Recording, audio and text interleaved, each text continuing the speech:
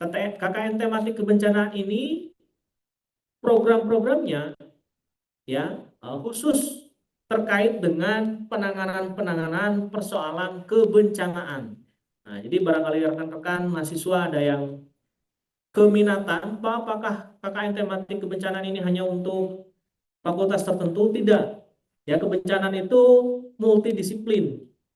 Ya, jadi di situ bagaimana sih merecovery dari sisi ekonomi misalnya masyarakat yang kena bencana gitu ya, seperti yang di Purbalingga kemarin gitu ya, atau Pemalang. Nah itu, jadi ada KKN tematik kebencanaan. Yang berikutnya ada KKN tematik literasi. Nah ini kami bekerja sama dengan Perpustakaan Nasional.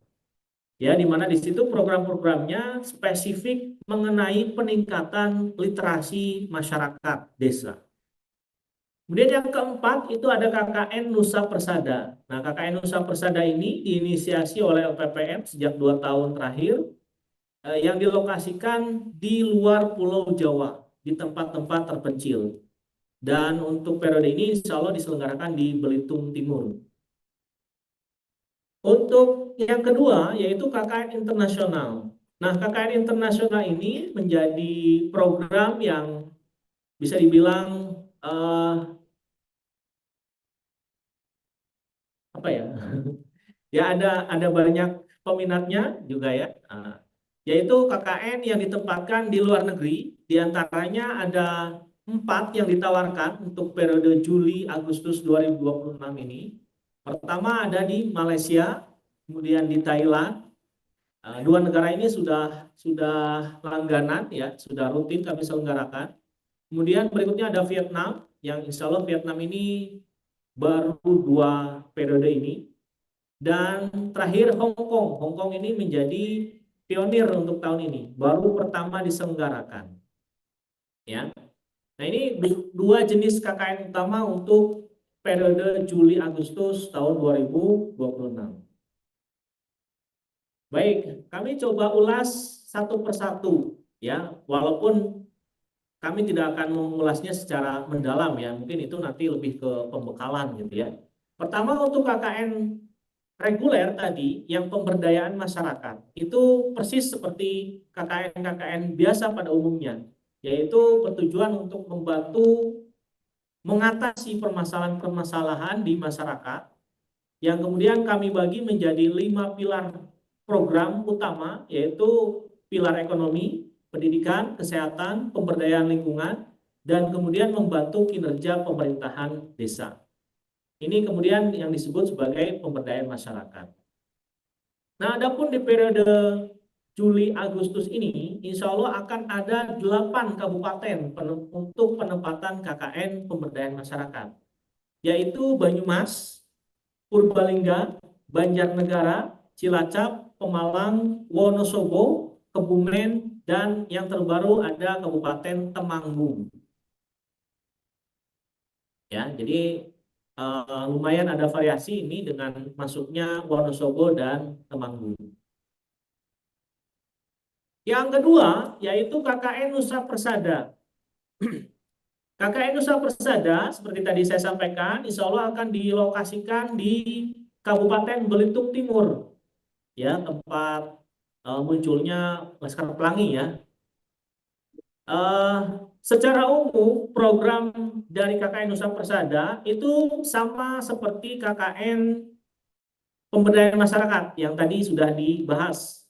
Ya, hanya memang biasanya untuk KKN Nusa Persada ini ada penajaman program menyesuaikan dengan permintaan dari pemerintah daerah, ya, dari pemerintah daerah.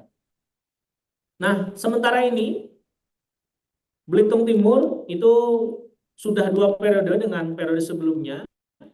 Dari periode sebelumnya, program KKN Nusa Persada di Belitung Timur memperkenalkan mahasiswa tentang berbagai hal gitu ya di Belitung Timur, kemudian program-program kebudayaan, kemudian membuat pemetaan persoalan di desa, pemetaan potensi, serta berbagai alternatif serta roadmap gitu ya, dengan berbagai analisa. Kemudian membantu kinerja pemerintahan di lokasi tersebut. Nah, adapun untuk KKN Nusa Persada ini kami memiliki target sebanyak 30 mahasiswa. Target menyeluruh ya, tidak untuk fakultas, tapi menyeluruh ya. Nah, silakan barangkali rekan-rekan ada yang berminat untuk mengikuti KKN Nusa Persada misalnya yang berlokasi di Kabupaten Belitung Timur, dipersilahkan. Nah, untuk KKN Nusa Persada ini ada PIC-nya yaitu Pak Widiat Mokoheri atau Pak Aris ya. Yang kemudian di situ secara umum estimasi biaya itu totalnya 6 juta ya, estimasi gambaran kasar gitu ya dari KKN Nusa Persada sebelumnya.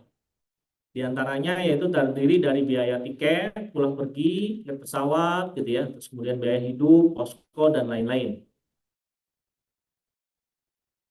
Lanjut dulu ya. Nanti untuk pertanyaan silakan dicatat dulu. Misal kamu punya pertanyaan apa di KKN pemberdayaan masyarakat gitu ya. Biar nanti ditanyakan di sesi diskusi. Kita masuk ke KKN berikutnya yaitu kebencanaan. Bencana ini berfokus pada bagaimana mahasiswa berperan di masyarakat untuk penanganan atau penanggulangan kebencanaan. Ya, dan ini bekerja sama dengan BPBD. Nah, untuk lokasinya sementara masih kami keep ya, supaya rekan-rekan tidak, kadang mahasiswa ada banyak orang gitu ya, kebencanaan dan sebagainya. Nah, ini kami coba minimalisir supaya terlalu crowded. Ketika saudara punya minat, oh saya suka nih dengan hal-hal penanganan kebencanaan, bisa dikepoin kalau bahasa kalian ya. Nah, secara umum program yang diselenggarakan di dalam KKN tematik kebencanaan diantaranya program pencegahan kebencanaan seperti mengadakan pelatihan, simulasi, pembentukan tim relawan, mengadakan pelatihan kesiapsiagaan bencana gitu ya. Kemudian program mitigasi bencana seperti penyusunan pemetaan, ya dulu periode lalu Pak CH ya sebagai koordinatornya membuat peta desa terkait dengan kedaruratan gitu ya. Nah, itu menjadi salah satu programnya dari KKN kebencanaan ini. Kemudian mengadakan berbagai pelatihan penanganan korban dan sebagainya. Jadi fokus terkait dengan penanggulangan kebencanaan. Kemudian berikutnya ada KKN tematik literasi. Ya, nah ini juga baru 2 kali terselenggara ya, setelah sebelumnya tahun lalu di Wonosobo ya. Untuk KKN literasi ini kami bekerja sama dengan Perpustakaan Nasional, di mana programnya lebih menekankan pada bagaimana mahasiswa melalui program-program KKN itu menggiatkan literasi di masyarakat. Nah, ini barangkali rekan-rekan ada yang suka dengan literasi gitu ya, senang dengan berbagai hal tentang literasi. Terima kasih Pak. Ya. Itu bisa memilih KKN ini, ya KKN literasi. Jadi program-program KKN yang akan kalian susun itu biasanya sudah terschedule gitu ya, tentang bagaimana meningkatkan literasi di desa tempat saudara KKN. Ya. Nah, kerjasama yang dilakukan di KKN ini tentu terkait dengan elemen-elemen di masyarakat desa yang terkait dengan literasi, ya perpustakaan, pustakawan, gitu ya, pemerintahan desa atau TBM, gitu ya, atau Taman Baca Masyarakat, ya. Nah, dan targetnya umum, gitu ya, bisa masyarakat dewasa, gitu ya, bisa masyarakat pelajar, gitu ya, bahkan anak-anak, gitu ya.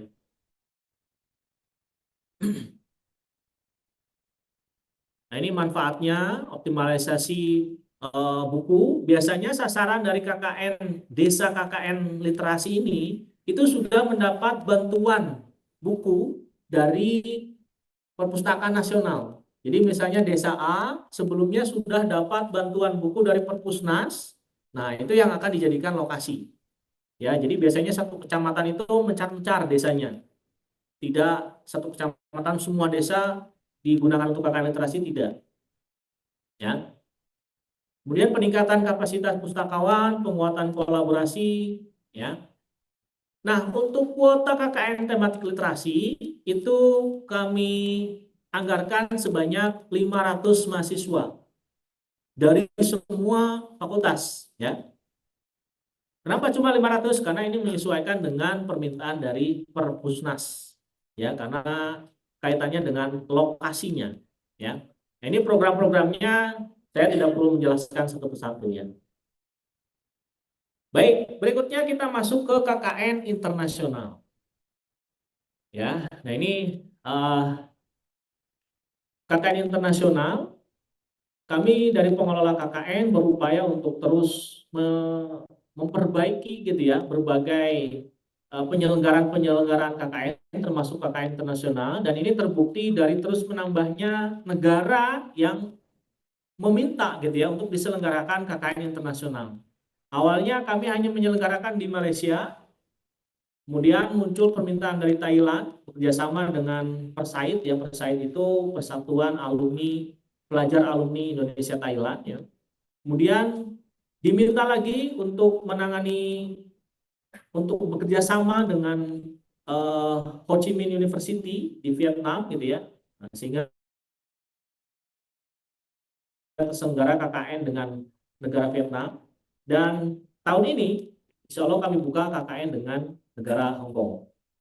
Nah, untuk persyaratan seperti mahasiswa pada umumnya, seperti tadi di awal saya sampaikan ya, untuk apa namanya syarat-syarat KKN internasional, hanya tentu untuk KKN internasional ini memiliki eh, persyaratan tersendiri, ya. Nah, biasanya kami juga lakukan seleksi khusus untuk KKN internasional. Kenapa kami lakukan seleksi khusus? Di situ ada wawancara, membuat CV, gitu ya, pengalaman organisasi dan sebagainya. Karena KKN internasional ini resikonya juga ada, gitu ya. Sehingga kami seleksi betul untuk mahasiswa yang memang memiliki keminatan untuk mengikuti KKN internasional. Ya, selain kemampuan bahasa Inggris, pengalaman berorganisasi, gitu ya. Karena jauh gitu ya. Kalau di Wonosobo, di Purbalingga itu kami kalau ada masalah nengoknya gampang kan gitu ya. Kalau di luar negeri itu kami terapkan seleksi khusus begitu ya, termasuk untuk dokumen-dokumen berupa paspor gitu ya, surat keterangan sehat dan lain sebagainya. Nah, kami coba beri gambaran satu persatu. Barangkali rekan-rekan mahasiswa memiliki keminatan dari KKN internasional ini. Pertama, KKN di Vietnam. Seperti tadi saya sampaikan, KKN di Vietnam ini baru terselenggara 2 periode ini. Ya, sebelumnya pertama, ini insya Allah kedua, gitu ya. Dan evaluasi kemarin, alhamdulillah berjalan dengan cukup baik. KKN di Vietnam itu bekerja sama dengan Ho Chi Minh University, ya. Jadi di situ kemudian kalian nanti akan dipertemukan dengan berbagai elemen yang bisa menjembatani berbagai kegiatan-kegiatan kalian di sana. Di antaranya dengan KBRI jelas gitu ya. Lalu dengan Universitas Mitra, ya. Ini untuk durasinya kurang lebih 4 minggu. Oh ya, saya lupa sampaikan tadi di awal. Kalau durasi KKN nasional itu kan tadi 35 hari ya. Nah, untuk KKN internasional itu tidak lebih dari 30 hari. Kenapa demikian? Karena itu kaitannya dengan izin tinggal ya, atau apa namanya? Bisa ya. Nah, izin tinggal. Kalau di bawah 30 hari biasanya masih aman gitu. Ya. Nah, jadi untuk KKN di Vietnam durasinya itu 4 minggu kurang lebih, ya. Nah, ini juga berkolaborasi dengan berbagai mitra dari luar Indonesia. Ya, selain apa namanya? Vietnam, biasanya kami juga berkolaborasi dengan negara lain, bisa dengan Malaysia gitu ya. Maksudnya Universitas Malaysia gitu dan sebagainya. Ya, ini tergantung mitra gitu ya. Kemudian target kami itu 8 mahasiswa karena dibatasi gitu ya. Apa namanya? Ada kuotanya gitu ya. Jadi untuk KKN di Vietnam ini dibatasi 8 mahasiswa. Nah, ini beberapa kegiatan yang diselenggarakan di periode sebelumnya. Ada fokus di bidang pendidikan, lingkungan gitu ya, serta sosial kemanusiaan.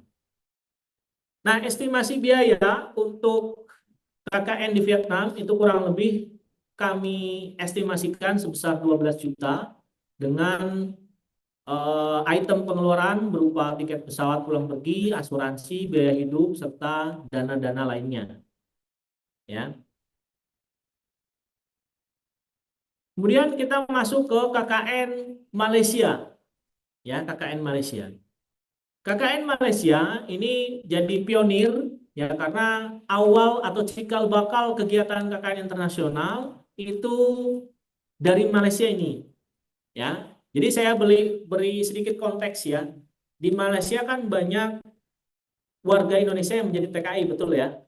Jadi TKI dan tidak sedikit ternyata ya saudara-saudara kita di sana yang menjadi TKI itu kategorinya menjadi undocumented people. Dalam artian mereka itu tidak memiliki dokumen izin tinggal resmi. Jelas ya. Nah, tetapi ya, yang saya dengar warga negara kita yang berstatus seperti itu di sana itu juga dalam tanda petik seperti dipelihara gitu ya di Malaysia itu sendiri baik oleh pemerintah maupun oleh apa namanya swasta di sana. Kenapa? Itu menjadi tenaga kerja yang lebih terjangkau ya atau murah gitu ya bisa kita katakan demikian. Nah, di sana konsekuensinya terutama anak-anak dari para WNI yang tergolong undocumented people itu mereka tidak memiliki akses terhadap pendidikan. Nah, ini kasihannya di situ. Ya, mereka mau menyekolahkan anaknya itu nggak boleh gitu ya. Ya, karena dengan statusnya itu tadi gitu ya. Sehingga melalui program KKN ini lebih banyak menyasar ya pilar pendidikan khususnya untuk mereka anak-anak mereka yang tidak memiliki akses. Jadi singkat cerita oleh KJRI pemerintah Indonesia di Malaysia itu seperti dibuatkan semacam sanggar-sanggar gitu. Ya yang sanggarnya itu ngeling dengan sekolah-sekolah di Indonesia. Misal di sini ada SD Grendeng gitu ya. Nah, SD Grendeng itu nanti mencatat nama siswa yang berada di sana, di sanggar sana, mudeng ya. Jadi kayak kelas jauhnya SD Grendeng gitu ya. Nah, itu kemudian nanti disetarakan ya kalau lulus itu ijazahnya nih ijazah SD Grendeng gitu ya. Nah, di sanggar-sanggar itu ada banyak keterbatasan. Salah satunya yang utama adalah keterbatasan pengajar gitu ya. Nah, oleh karena itu melalui KKN ini banyak menyasar program-program tersebut selain program-program sosial kemasyarakatan lainnya. Ya. Nah, untuk periode pelaksanaan itu sudah 80% hampir dikunci ya untuk di Malaysia ini, yaitu 4 Juli sampai 29 Juli. 4 Juli sampai 29 Juli. Betul ya Pak Seha ya? Apa Agustus ya? 29 Juli sampai 4 Agustus. Hmm.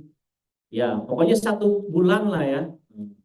Ini tulisannya nggak jelas ini.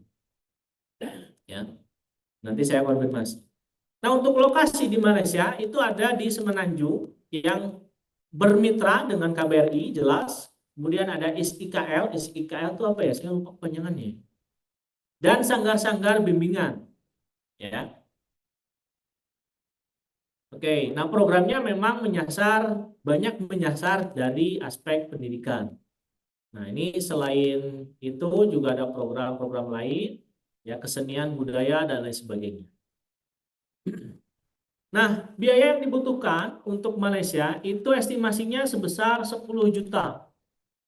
Ya, nah, seperti kalian tahu mungkin ya bahwa tiket ke Malaysia itu cenderung lebih murah ya dibanding ke Belitung Timur tadi ternyata lebih murah Malaysia ya.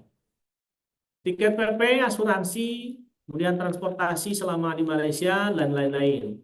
Nah, untuk di Malaysia ini ada sedikit keuntungan, yaitu biasanya ya untuk tempat tinggal, ya itu dijamin atau di-handle oleh mitra ya di lokasi. Biasanya ya, seringnya ya, walaupun tidak selalu demikian. Nah, kemudian kita masuk ke negara berikutnya yaitu Hong Kong. Ya. Nah, KKN di Hong Kong ini itu berawal dari permintaan kerjasama dari Dompet Duafa. Tahu Dompet Duafa? Mungkin ada yang tahu ya. Itu lembaga sosial kemanusiaan yang mana sasarannya juga kurang lebih sama seperti di Malaysia, yaitu para WNI kita di sana. Ya. Nah, ini latar belakang, saya tidak perlu membacakan secara detail. Yang jelas di sana kan sebetulnya sudah cukup maju ya, sudah apa namanya, sudah kota lah gitu ya, kota besar malah gitu ya. Sudah kota besar, hanya di situ tadi ada beberapa keterbatasan bagi saudara-saudara kita para WNI di sana. Sehingga melalui kegiatan KKN ini ya ada beberapa kegiatan yang disasar, di antaranya Mas Mbak pernah dengar nggak, ada pernah baca berita nggak, ada satu desa yang tiba-tiba jadi miliarder gitu ya, warganya itu pada beli motor mahal, beli mobil mahal, pernah dengar ya? Nah itu biasanya salah satunya itu karena ada keluarganya yang kerja di TKI, betul ya? Nah biasanya ini kita kebanyakan orang ekonomi nih, memang ekonomi. Apa namanya? Itu mereka tidak punya, bahasa kerennya uh, financial plan gitu ya, tidak punya perencanaan keuangan. Mereka gajinya besar ya, tapi kemudian dikirim ke luar negeri, dikirim ke rumah mereka di Indonesia, kemudian jadi apa namanya, barang-barang konsumtif gitu ya. Nah oleh karena itu salah satu apa namanya, target dari KKN Hong Kong itu adalah tadi ya, memberikan berbagai wawasan kepada WNI, mulai dari sosial budaya termasuk tadi keuangan pribadi, edukasi pengelolaan keuangan pribadi ya, dan lain sebagainya ya, terkait dengan program-program sosial kemanusiaan. Nah ini untuk KKN di Hong Kong itu kami memiliki target sebanyak 4 orang mahasiswa. Ini tidak terlalu banyak ya, karena menyesuaikan dengan kebutuhan. Kemudian pelaksanaannya itu 1 Juli sampai 29 Juli atau 29 hari. Nah, untuk estimasi atau rincian anggaran itu sebesar 18 juta. Ya, ini lebih tinggi ya dibanding, dan mungkin paling tinggi memang gitu ya, dibanding Thailand, Vietnam, apalagi Malaysia ya. Kenapa? Karena di Hong Kong secara umum rate atau biaya hidupnya cenderung lebih tinggi dibandingkan negara-negara lain. Nah, ini rinciannya, ini juga masih bersifat tentatif ya.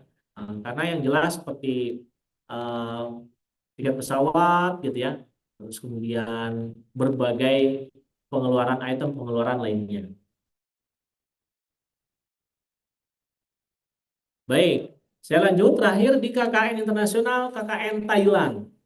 Nah, KKN Thailand ini berbeda dengan KKN yang lain ya, karena bekerja sama dengan Persait tadi ya. Nah, ini juga sudah dikunci yaitu 4 sampai 31 Juli untuk pelaksanaannya. Ini karena di Thailand, jangan bayangin di Thailand utara ya. Nah, ini di Thailand selatan, yang mana penduduk muslimnya masih tinggi, masih banyak gitu ya.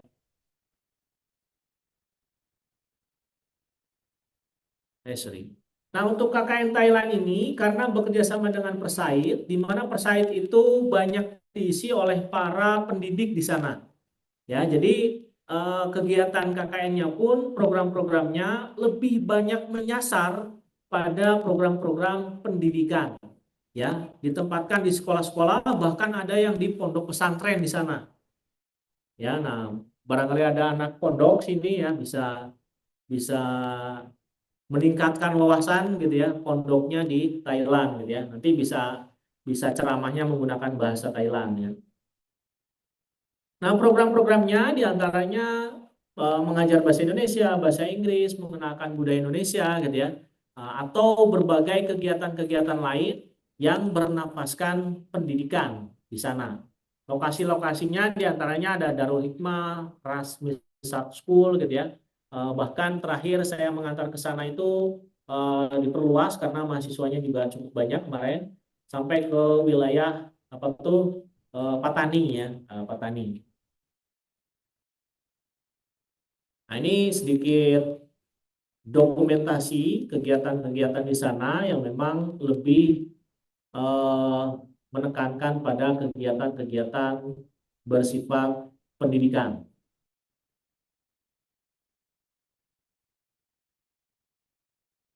Nah, untuk estimasi biayanya itu kurang lebih sama dengan di Vietnam tadi ya, yaitu sekitar 12 juta dengan item-item pengeluaran, tiket pesawat, asuransi, biaya hidup, dan dana-dana lainnya. Di Thailand juga biasanya itu ditempatkan di asrama-asrama gitu ya sehingga tidak mahasiswa tidak mengeluarkan biaya untuk asrama ya. Kalau untuk makan ya kadang mahasiswa juga pada beli gitu ya. Nah, ini untuk apa namanya rangkumannya ya untuk KKN internasional. Ini ada ini Juli ya tadi ya Malaysia ya. Jadi untuk Vietnam tadi 8 Juli sampai 2 Agustus, kuotanya 10 mahasiswa, estimasinya pengeluaran sebesar 12 juta, kemudian Malaysia 4 Juli sampai 31 Juli dengan kuota 20, ya estimasi dana 10 juta, Hong Kong 1 sampai 27 Juli, kuotanya 4 mahasiswa, ya, kemudian estimasi dananya 18, Thailand 4 sampai 31 Juli, kuota mahasiswa 10, estimasi dana 12 juta.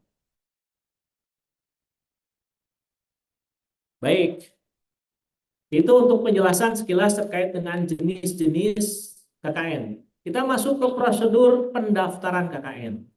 Prosedur pendaftaran KKN ya dimulai dengan sesi pendaftaran yang insya Allah akan dibuka pada tanggal 13 April dan berakhir di 20 April. Kemudian pendaftaran dilakukan di Kori Unsud. Ya, kalian tentu masing-masing punya Kori ya. Kori Unsud, cari KKN ya yang kemudian masuk ke situ dan memilih daftar KKN, kemudian memilih jenis KKN-nya.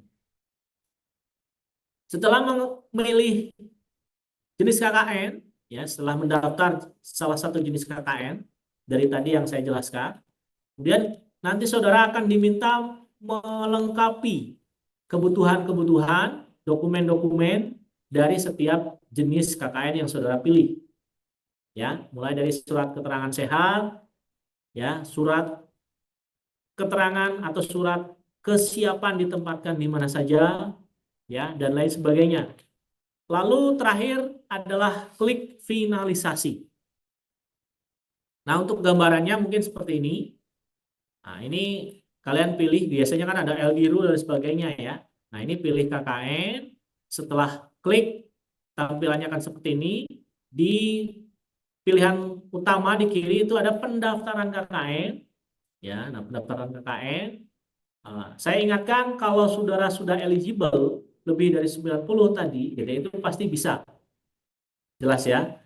Kalau belum 90, kalian klik itu pasti terkunci. Nah, kemudian pilih daftar KKN. Ya, daftar KKN, kemudian nah ini pilih gelombang terlebih dahulu. Gelombangnya di sini sudah muncul periode Juli Agustus 2026. Ya, kalian pilih, setelah kalian pilih akan muncul seperti ini. Ini agak kecil ya, tapi ini merupakan jenis apa namanya KKN yang bisa saudara pilih. Nah tadi ada pemberdayaan masyarakat, kekayaan internasional Vietnam, Thailand, dan lain sebagainya. Tematik literasi, tematik kebencanaan, dan sebagainya. Nah, kalian pilih di bagian ini. Jelas ya? Nah, sesuai dengan keminatan saudara. Nah, setelah itu akan ada, setelah kalian pilih, akan ada permintaan untuk melengkapi yang sebelumnya. Ini kalian bisa melihat eligibilitas kalian. Kalau eligible pasti bisa ngeklik terus muncul keterangan seperti ini, ya. Nah, ini ada IPK berapa gitu ya, SKS yang sudah ditempuh. Nah, ini sudah 100 lebih gitu ya. Nah, ini sudah by system kalau ini ya untuk SKS IPK gitu ya.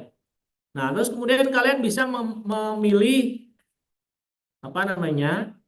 eh, keterangan ya. Di sini ada keterangan misalnya ada sakit tertentu atau disabilitas gitu ya. Nah, ini ya. Ini dipilih kondisinya ya, insya Allah sehat semua ya. Nah, ini untuk profiling kami saja gitu ya. Nah, yang cowok jangan mengklik menyusui ya.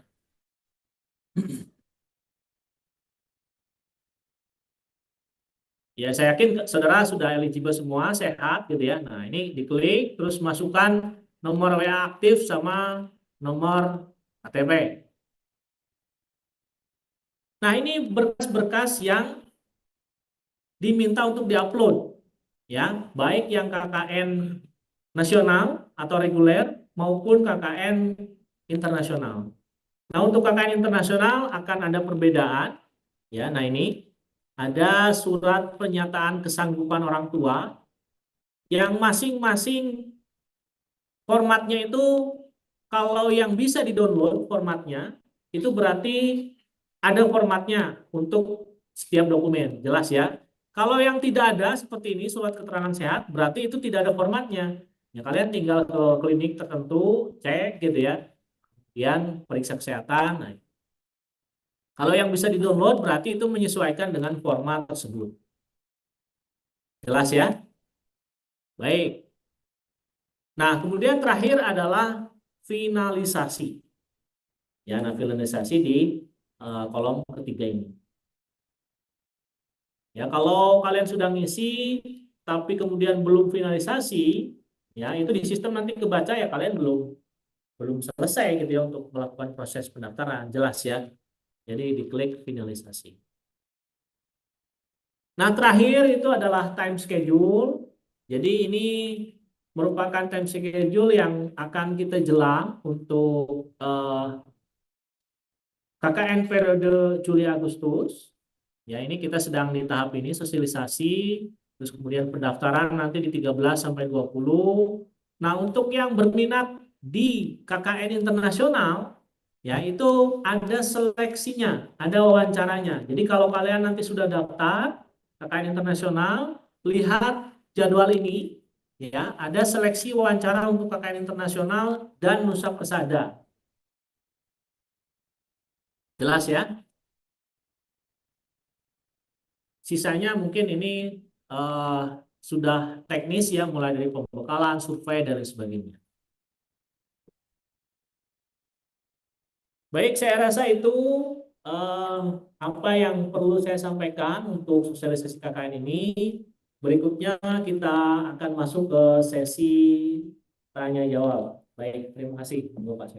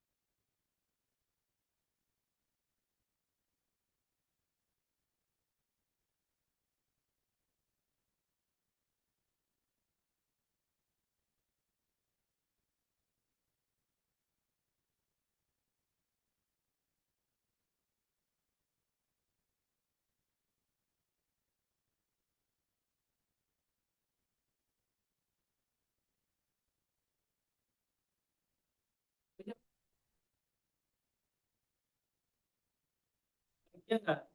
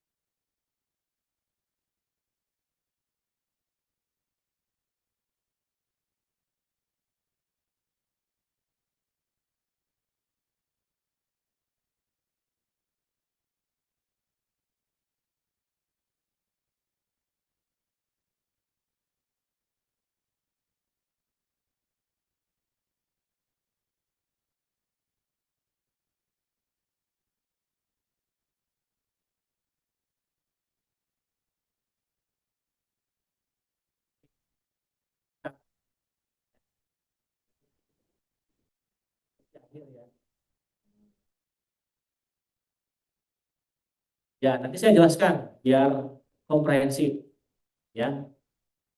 Ada yang ingin tanya dulu soal tadi jenis KKN dan sebagainya, atau sudah jelas semua, atau apa yang saya sampaikan sudah clear gitu ya? Nanti saya jawab ya Mbak ya. Silakan Mas. Monggo.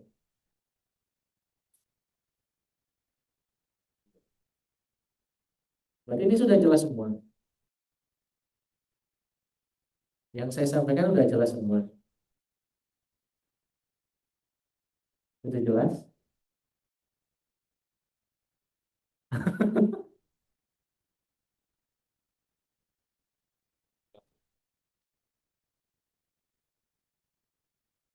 Ya, silakan Mbak. Itu tadi mic-nya tadi di atas. Bisa dibantu di ke depan ini Mbak.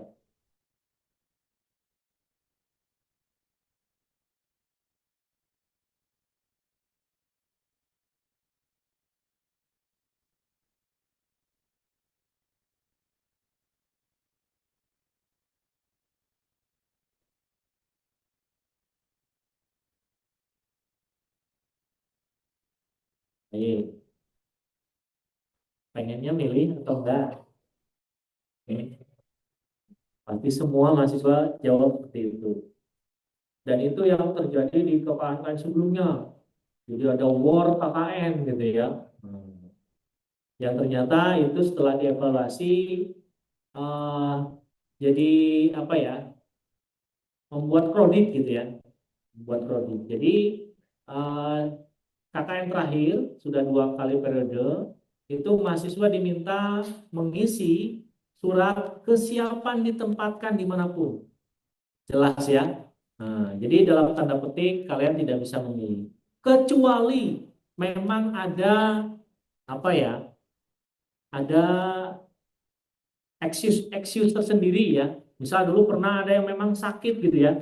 Sakit, kalau jauh terlalu jauh mungkin kasihan, itu sampai ada keterangan dari orang tua, dan keterangan sehat gitu ya. Itu kemudian kami pertimbangkan. Begitu ya Mbak ya. Ini juga demi menjaga integritas kalian. Kenapa? Ya akhirnya kan kalau dibebaskan milih ada war dan sebagainya, kalian berlomba-lomba ke yang terdekat dan sebagainya, gitu ya. Jadi sehingga ada kesan yang kurang kurang baik di lokasi-lokasi tertentu. Jelas ya. Ketika kalian saudara niatnya KKN mengabdi di masyarakat, ya dimanapun siap kan gitu. Jelas ya. Nah, ini yang ingin kami tanamkan gitu ya, melalui kesiapan ditempatkan di mana saja. Begitu Mbak. Gitu. Jadi kalau sudah siap KKN ya siap dong, mau dimanapun dong, kan gitu. Gitu. Dan apa namanya plotting lokasi itu by system ya. Kami 2 periode ini sudah apa namanya menerapkan by system untuk plottingnya. Jadi jangan berpikir wah ini pasti ada apa namanya main gitu ya si A gitu ya enggak. Itu kami menggunakan by system. Gitu Mas, Mbak. Sudah cukup jelas? Oke. Ada lagi mungkin yang lain? Silakan. Masnya yang di pojok. Bisa dibantu digeserkan Mbak mic. Mic-nya biasanya ada di meja ya. hanya di depan.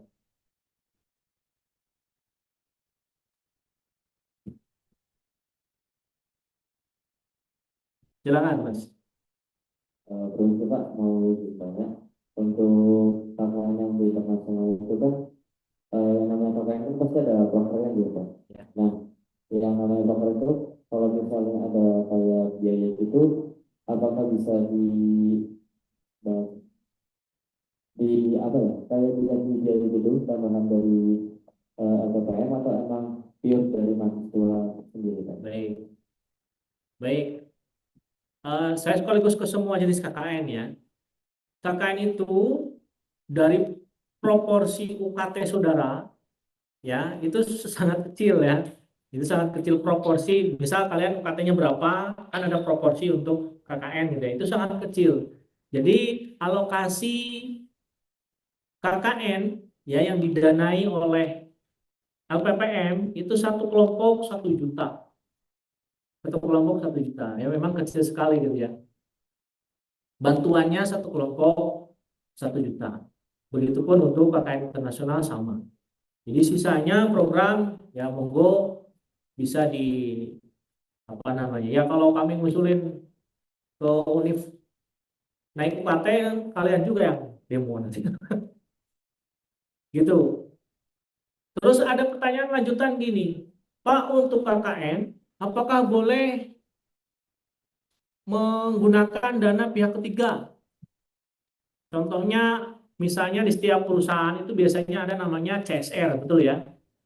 Corporate Social Responsibility, atau program-program dana-dana bantuan lainnya. Prinsipnya boleh selama tidak mengikat, ya, dan itu dilakukan jauh-jauh hari sebelum KKN. Kalau ketika KKN kalian nyebar proposal, nah itu yang kami larang, karena itu seperti buang-buang waktu gitu ya.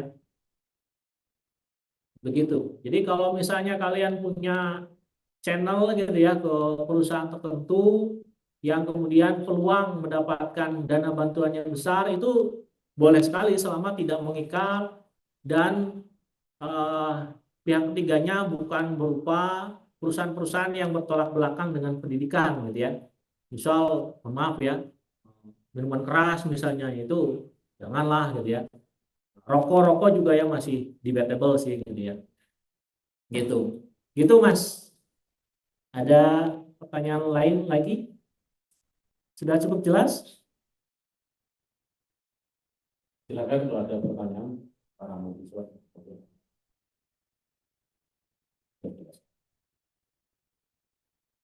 Sudah jelas? Tidak ada yang ditanyakan lagi ya untuk KKN ya. Baik, kalau tidak ada lagi, saya menjawab pertanyaan banyak tadi. Oh ada. Silakan Mas. Kenapa? Sana. Oh ada. Ya boleh, silakan. Silakan Mas. Mic-nya tadi mana? Ya coba geser Mas. Pojok.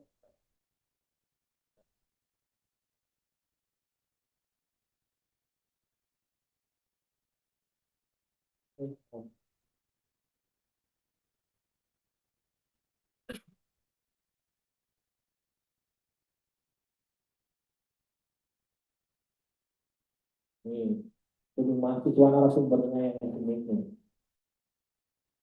Bisa Pak belakang.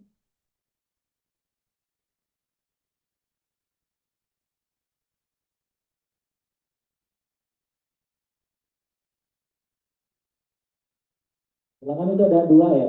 Silakan.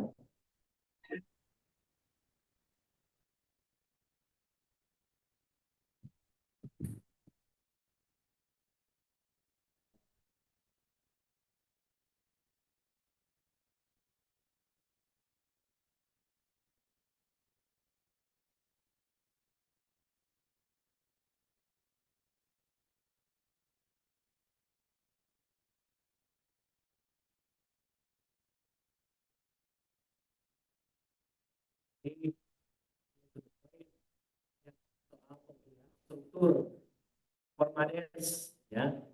Perlu kami sampaikan bahwa periode lalu Formadesnya kami langsung tunjuk dari LPPM karena ada kasus bukan kasus ya, ada undangan dari pihak universitas untuk mewakilkan setiap desa satu permadesnya, dan itu belum pemilihan. Jadi pada prinsipnya sebetulnya permades itu dipilih secara mandiri oleh kelompok. Ya, kami ada timelinenya. Jadi di pembekalan. Nah, itu kemudian nanti permades terpilih, kemudian pemilihan per macam sama per makam. Gitu. Jadi kemarin itu kasuistik Mas, kalau kemarin. Ya, dan informasinya nggak nggak tuntas gitu ya. Jadi yang sudah dipilih terus dipilih, padahal ya bisa pemilihan lagi yang kemarin sudah, yang ini sih sudah, yang nanti insya Allah dipilih seperti biasa oleh anggota kelompok. Ya, sama-sama. Oke, satu lagi.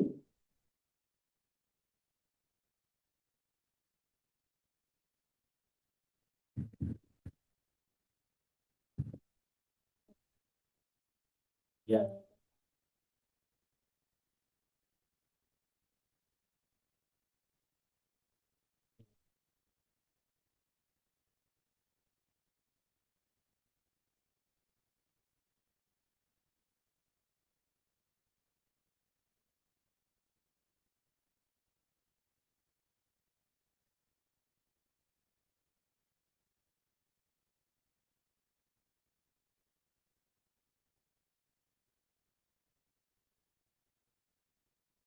pertanyaan bagus ini, kritis.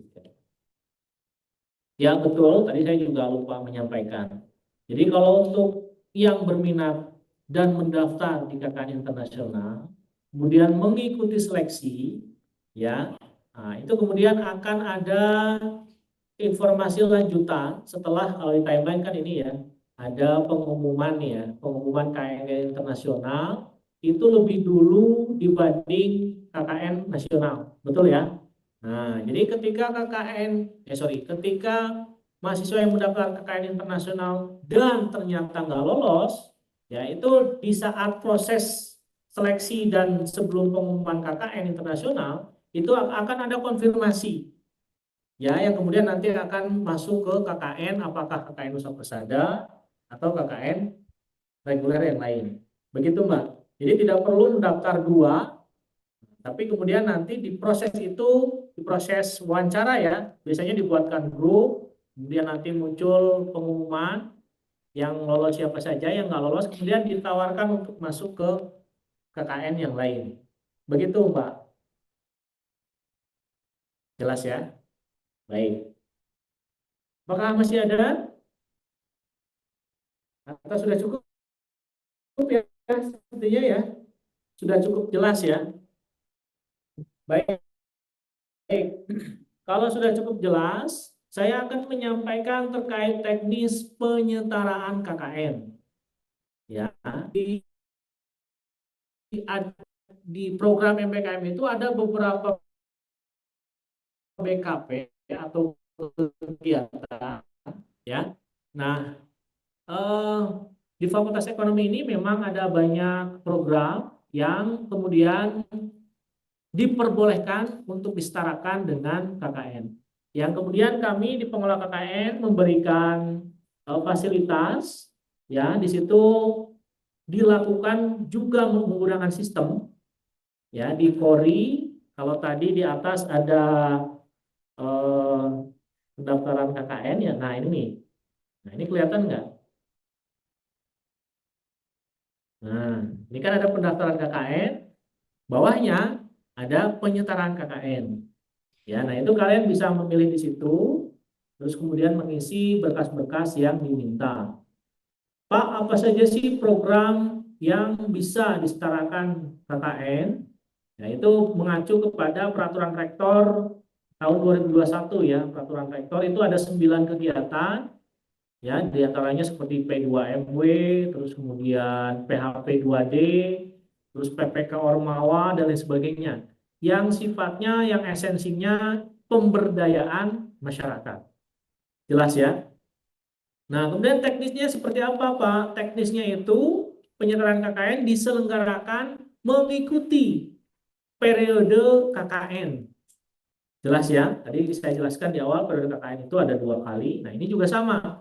penyetaraan itu mengikuti periode KKN, ya.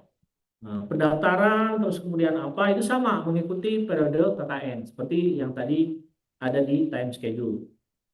Ya, di situ kemudian saudara diminta mengisi berbagai dokumen, surat pengantar, surat apa namanya, keterangan gitu ya, terus kemudian sertifikat kegiatan biasanya, terus kemudian laporan penyetaraan gitu ya, yang mana nanti nilainya pun itu akan kami setor ke fakultas berbarengan dengan periode KKN tersebut selesai.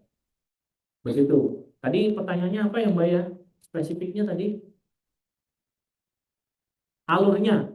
Ya, alurnya berarti kalau di KKN, nah ini ya. Nah ini pendaftaran itu tanggal 13-20, begitupun untuk penyetaraan. Jelas ya, penyetaraan pun di 13-20. Ya, di Polri juga sama.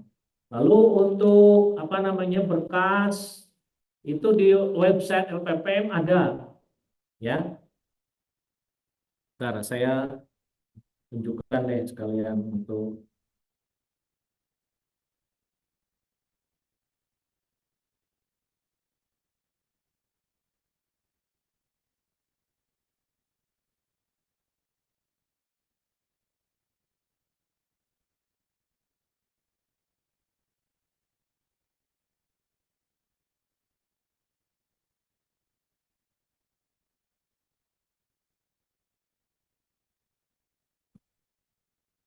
Nah ini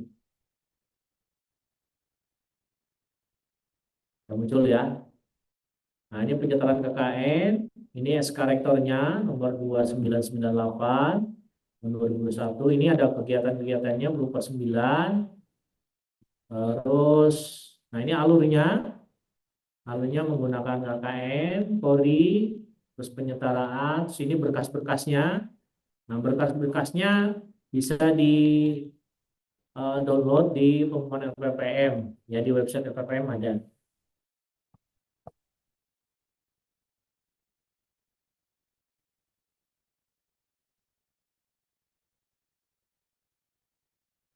Nah, ini kami juga memberikan pedoman penilaian ya untuk penyetaraan ini, yang sebetulnya esensinya itu adalah pengabdian kepada masyarakat gitu ya. Kadang tidak sedikit rekan-rekan mahasiswa yang kegiatannya apa, magang gitu ya, nggak ada pengabdiannya, kemudian disetarakan gitu ya. Yaitu kemudian kami agak berat hati gitu ya untuk memberikan nilai penuh gitu ya. Gitu. Gitu mungkin cukup ya, Mbak. Baik, apakah masih ada pertanyaan lain? Atau sudah cukup semuanya?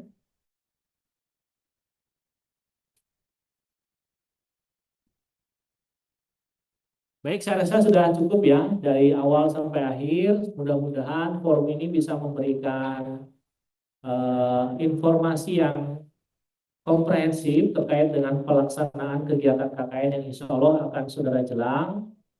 Mohon untuk bisa segera dipersiapkan apa-apa yang mungkin kalian perlu persiapkan untuk kegiatan KKN ini, mulai diawali dengan memilih gitu ya program seperti apa, KKN seperti apa yang sekiranya kalian inginkan.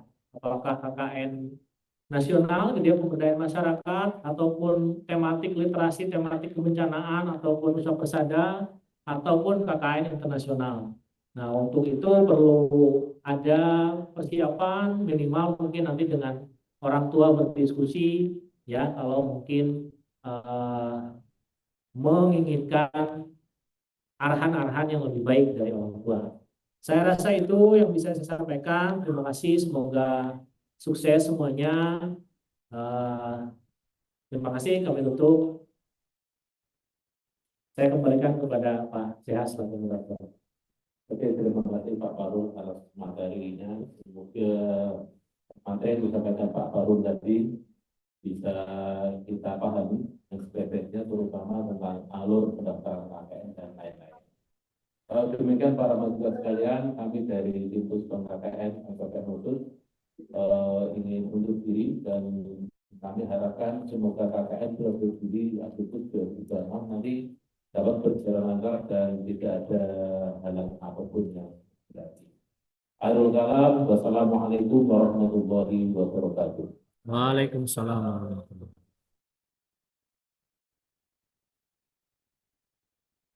Baik, yang di Zoom, apakah ada yang ingin bertanya?